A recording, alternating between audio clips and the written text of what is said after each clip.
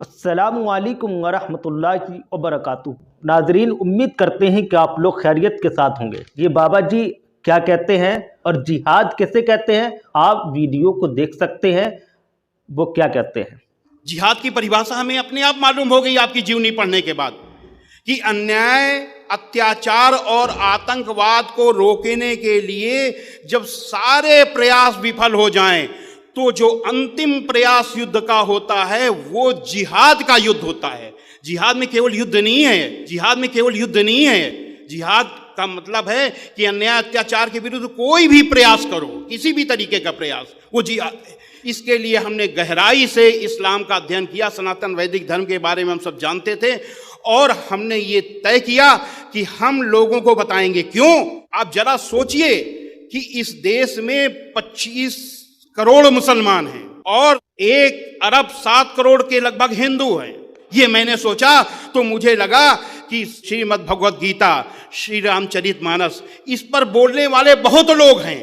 वो क्या किसी को इस हिंदू मुस्लिम एकता पर भी बोलना चाहिए। मैंने एक संगठन बनाया, हिंदू मुस्लिम जन एकता मंच, और इस तरीके की बातें मैंने शुरू की।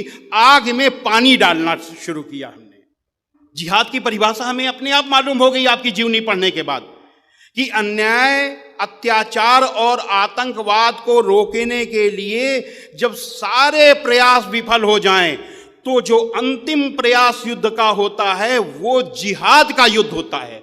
जिहाद में केवल युद्ध नहीं है, जिहाद में केवल युद्ध नहीं है। जिहाद का मतलब है कि अन्याय अत्याचार के विरुद्ध कोई भी प्रयास करो, किसी भी तरीके का प्रयास, वो जिहाद है। इसके लिए हमने गहराई से इस्लाम का अध्ययन किया, सनातन वैदिक धर्म के बारे में हम सब जानते थे और हमने ये तय किया कि हम लोगों को बताएंगे। क्यों?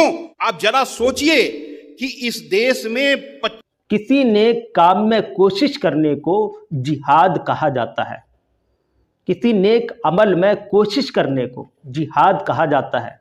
किसी बेवा औरत का निकाह कर देना, इसको भी जिहाद कहते हैं। वक्त पर नमाज पढ़ना, इबादत करना, इसको जिहाद कहा जाता है।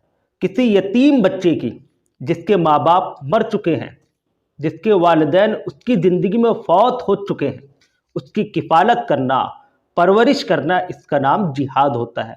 एक मौके पर अल्लाह के रसूल पाक सल्लल्लाहु अलैहि वसल्लम ने एक सहाबी से इरशाद फरमाया, क्या तेरे माँ बाप वालिदैन जिंदा हैं? उसने कहा हाँ। आप सल्लल्लाहु अलैहि वसल्लम ने फरमाया कि जाओ अपने वालिदैन की खिदमत करो, ये तुम्हारे लिए जिहाद है।